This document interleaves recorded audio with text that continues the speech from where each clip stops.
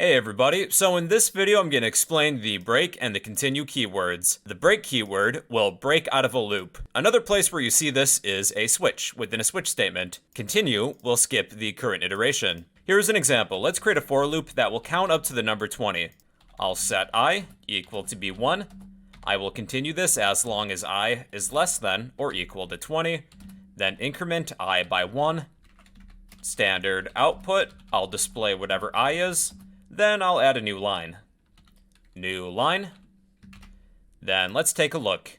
So we have the numbers 1 through 20. I would like to skip the number 13 because 13 is considered an unlucky number. I know it's a weird example. What I'll do is use an if statement within my for loop.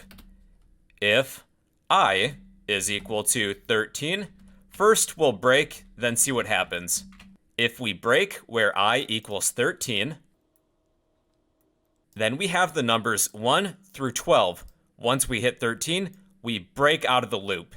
We do not finish the rest of the iterations. If we replace break with continue, this is instead what happens.